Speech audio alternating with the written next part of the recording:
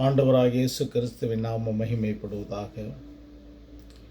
இந்த நாளிலும் கூட உங்களை சந்திப்பதிலே மிகவும் சந்தோஷம் அடைகிறேன். ஏராளமான வீடியோக்கள் போடுவதற்கு ஆதரவு கொடுத்திருக்கீங்க. அதற்காக இயேசு கிறிஸ்துவின் நாமத்தினாலே வாழ்த்துகிறேன். இந்த நாளிலும் கூட மன்னிப்பு என்ற தலைப்பின் கீழாக சில காரியத்தை பார்ப்போம். கர்த்தர் நம்மை வழி நடத்துவாராக. அதில் விசேஷமாக பழைய ஏற்பாடு புஸ்தகத்தில் ஏசாயா தீர்க்கதரிசி உரைத்த புஸ்தகத்தில் 54ஆம் அதிகாரம் இதில் கடைசி வாக்கியம் என்ன சொல்கிறது என்றால், உனக்கு விரோதமாய் உருவாக்கப்படும் எந்த ஆயுதமும் வாய்க்காதே போகும். இதற்கு என்ன அர்த்தம் என்று சொன்னால், உனக்கு எதிரடையாக ஒருத்தர் ஏதாவது செய்யணும் அப்படின்னு சொல்லி நினச்சா, எதையாவது ஒரு பண்ணணும் அப்படின்னு நினச்சா, அதாவது உலகத்தில் இருக்க மாதிரி தீமை உனக்கு செய்யணும் அப்படின்னு நினச்சா அது வாய்க்காது. எதை செஞ்சாலும் சரி, அதில் சொல்லப்பட்டிருக்கு உனக்கு விரோதமாக உருவாக்கக்கூடிய எந்த ஆயுதம் அப்படின்னு சொல்லப்பட்டிருக்கு. அப்படின்னா என்ன அர்த்தம் அப்படின்னா, என்ன மாதிரியான காரியங்கள் செஞ்சாலும் சரி, எது செஞ்சாலும் சரி, அது என்ன செய்யாது, உன்னை பாதிக்காது, உன்னை வாய்க்காது அப்படின்னு சொல்லப்பட்டிருக்கு. காரணம், நீ ஆண்டவராக இயேசு கிறிஸ்து தெய்வமாக ஏற்றுக்கொண்டிருக்கிறபடினாலே, அவருக்காக பிரயாசப்படுகிறதுனாலே, அவருடைய சமூகத்தில் நீ உட்கார்ந்துருக்கிறதுனாலே, செபிக்கிறதுனாலும் எந்த ஒரு ஆயுதமும் உன்னை தொடாது அப்படின்னு சொல்லப்பட்டிருக்கு. அப்போது உனக்கு விரோதமாய் நியாயத்தில் எழும்பும் எந்த நாவையும் நீ குற்றப்படுத்துவாய் அப்படின்னு சொல்லப்பட்டிருக்கு. உனக்கு விரோதமாய் எழும்புகிற எதுவாக இருந்தாலும் சரி, அதை நீ என்ன செய்ய, குற்றப்படுத்துவாய், நீ ஜெயிப்ப அப்படின்னு சொல்லப்பட்டிருக்கு. அப்போது கிறிஸ்தவத்தில் வாழ்கிற நாம் நமக்கு விரோதமாய் மக்கள் எழும்புவார்கள் அப்படின்னு சொல்லப்பட்டிருக்கு. தாவீது ராஜாவுக்கு விரோதமாக சவுல் ராஜா எழும்பினார். கர்த்தருக்கு பிரியமில்லாமல் சவுல் ராஜா செய்தது நிமித்தமாக அவரை 2 வருடத்திலே, 1 வருஷத்திலேயே சொல்லலாம், இதில் அவரை ராஜாவிலிருந்து தள்ளிட்டார். பேருக்கா ராஜா தான் அவர், ஆனால் கர்த்தருடைய ஆட்சி அங்கே நடக்கலை. கர்த்தர் தாவீதை கொண்டு வந்துட்டார். ஆனால் தாவீதை கொண்டு வந்தும் தாவீதை அரசாள முடியல. சவுல் ராஜா இருந்துட்டு அவனை கொன்று போடுவான்னு தெரிஞ்சிட்டு இருந்தார். ஆனால் தாவீது ராஜா அவனை கொல்லாமல், அவன் கர்த்தரால் அபிஷேகம் பண்ணப்பட்டவன் என்று சொல்லி கொல்லாமல், அவனுக்கு விரோதமாக எழும்பாமல், என்னைக்காவது ஒரு நாளைக்கு இந்த சவுல் ராஜா அவர் யுத்தத்தில் போயோ அல்லது வயதாகியோ மடிந்து போவார், அதன் பிறகு நான் ராஜாவாக இருந்துக்கிறேன் அப்படின்னு சொல்லிட்டு அவர் இருக்கிறார். ஆனால் சவுல் எப்படியாவது தாவீதை கொன்று போட்டுருன்னு சொல்லி பின்னாடியே அலைஞ்சார். ஆனால் கர்த்தர் தாவீதை சவுல் கரத்தில் ஒப்பு கொடுக்கவே இல்லை. உனக்கு விரோதமாய் உருவாக்கப்படும் மேந்தா இது வாய்க்காதே போகும், ஒப்பு கொடுக்கவே இல்லை. கடைசி வரைக்கும் ஒப்பு கொடுக்கல. கடைசியில் பார்த்தீங்கன்னா சவுல் ராஜா யுத்தத்தில் போய் தான் மரித்து போனார். தாவீது அவரை கொல்லலை. தாவீதுக்கு ஏராளமான சந்தர்ப்பங்கள் கிடைச்சது சவுலை கொல்வதற்கு, ஆனால் அவர் செய்யலை. என்ன காரணம் அப்படின்னா, எதிரி தான், எதிரி. ஆனால் கர்த்தரால் அபிஷேகம் பண்ணப்பட்டவர், அவரை நான் கொல்லக்கூடாது அப்படின்னு சொல்லிட்டு அவர் கொல்லலை. அப்படிப்பட்ட நிலைப்பாட்டில் அவர் என்ன செஞ்சார், சவுல் எவ்வளோ ட்ரை பண்ணிங்க தாவீதை கொல்ல முடியல. தாவீதுக்கு சவுலை கொல்வதற்கு சந்தர்ப்பங்கள் கிடைத்தும் தாவீது கொல்லலை. அவர் வயசாக இறந்து போனார். அப்போது தாவீதுக்கு விரோதமாக எழும்பின சவுல் தாவீதை கொல்ல முடியல. அவர் கர்த்தருடைய மனுஷன் தாவீது.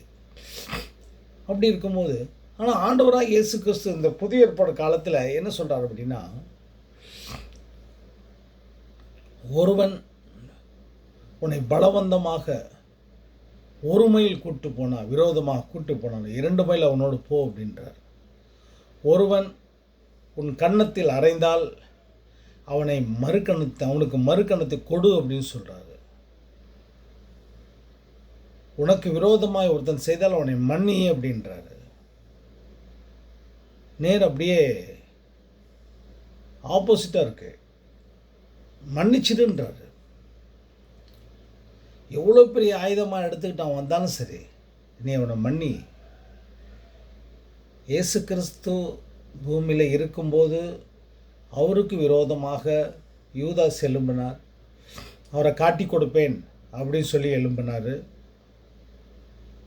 அதை இயேசு கிறிஸ்து முன்னாடி அறிந்திருந்தார், தெரிஞ்சு வச்சுருந்தார். அவனை வார்ன் பண்ணார். அவனை என்னுடைய சீசன், நீ செய்யாத அப்படின்னு சொன்னார்.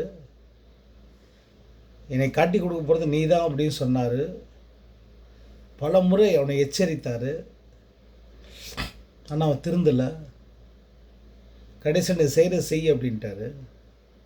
அவன் போய் பணத்துக்காக அவரை காட்டி கொடுக்குறேன் அப்படின்னு சொல்லி 30 வெள்ளிக்காசுக்கு அவரை காட்டி கொடுத்தான்.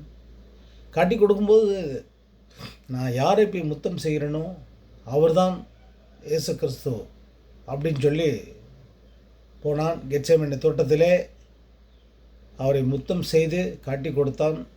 அப்போது கூட ஆண்டவராக இயேசு கிறிஸ்து, சிநேகிதனே, மனுஷகுமாரனை முத்தத்தினால் காட்டி கொடுக்குறாயா அப்படின்னு சொல்லி கேட்டார். அந்த இடத்துல கூட பாருங்கள், அவனை பார்த்து சிநேகிதனே அப்படின்றாரு. எப்படி சொல்ல முடிஞ்சதுன்னு தெரில. அந்த சுபாவம் தாங்க நமக்குள்ளே வரணும். நம்ம இந்த காலகட்டத்தில் நமக்கு விரோதமாக ஏராளமான பேர் இருப்பாங்க. நமக்கு விரோதமாக ஏராளமான எளிவு இருப்பாங்க. அவங்கள மன்னித்தால் போதும். அவங்கள மன்னிக்க சுபாவம் நமக்கு வந்தால் போதும். அவங்கள மன்னித்தோம் அப்படின்னு சொன்னால் எவ்வளோ பெரிய அச்சீவ்மெண்ட்டாக இருந்தாலும் நம்ம சாதிச்சுட்டு போயிட்டே இருக்கலாம். எவ்வளோ பெரிய காரியம் இருந்தாலும் நம்ம சாதிச்சுட்டு போயிட்டே இருக்கலாம். ஆண்டவராக இயேசு கிறிஸ்து நம்மோடு இருப்பார். பழைய ஏற்பாடில் தாவீதை அவங்க சவுல் கையில் ஒப்பு கொடுக்கலை ஆண்டவர். ஆனால் இங்கே புதிய ஏற்பாடில் அப்படியே மாற்றி, உனக்கு எதிரியை மன்னித்து விடு.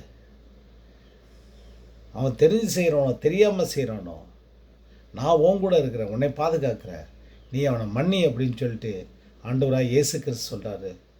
மன்னிச்சிரு.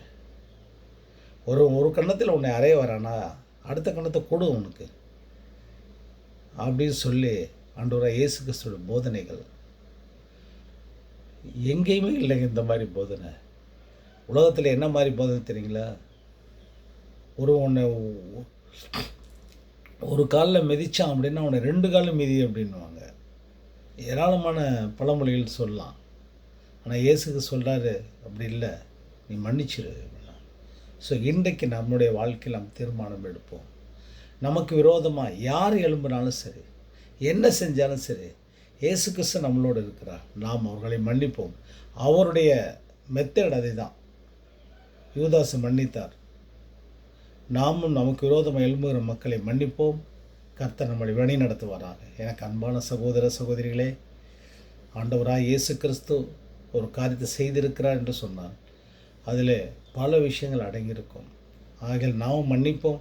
நமக்கு எதிராளி இருக்கிறாங்க, இல்லாமல் இல்லை, எதிராளி இருக்கிறாங்க. மன்னிப்போம். ஆண்டவர் கர்த்தர் நம்ம வழி நடத்துவார். ஜெபிப்போமா? அன்பின் பிதாவே, வானத்திற்கும் பூமிக்கும் ஆண்டவராக இருக்கிறவரே, அப்பா, உனக்கு விரோதமாக உருவாக்கப்படும் எந்த ஆயுதம் வாய்க்காதே போகும் என்று சொன்னீரேப்பா. சிநேகிதனே, முத்தத்தினால் என்னை காட்டி கொடுக்குறேன் என்று சொல்லி அவனை மன்னித்தாரே. 2ஐயும் நாங்கள் பார்த்தோம் ஆண்டவரே. கர்த்தாவே, இயேசு கிறிஸ்து எப்படி யூதாசை மன்னித்தாரோ அதுபோல் நாங்களும் எங்களுக்கு விரோதமாக எழும்புகிற மக்களை மன்னிக்க திராணி கொடுங்க, கிருபை கொடுங்கப்பா. அவங்க கோபப்பட்டு எங்களை அடித்தாலும் நாங்கள் அவங்கள மன்னிக்கும் மனப்பக்குவத்தை எங்களுக்கு தாங்க. வார்த்தையால் அடிக்கிறாங்க, உதாசீனப்படுத்துகிறாங்க, எங்களை ஆண்டவரே தள்ளி விடுறாங்க. எப்படி இருந்தாலும் நாங்கள் கர்த்தருடைய மனிதர்கள், கர்த்தருடைய பிள்ளைகள் ஆகிய அவர்களை மன்னிப்போம். பெரிய வெற்றிகளை கண்டடைவோம். இந்த வாழ்க்கையில் ஆசீர்வாதம் வழி நடத்தித்தாங்க. எங்கள் ஆண்டவராக இயேசு கிறிஸ்துவின் நாமத்திலே துதி சோதர ஜெபங்களும் ஏறெடுக்கிறேன். ஜீவனுள்ள நல்ல பிதாவே, ஆமேன், ஆமேன், ஆமேன், ஆமேன், ஆமேன்.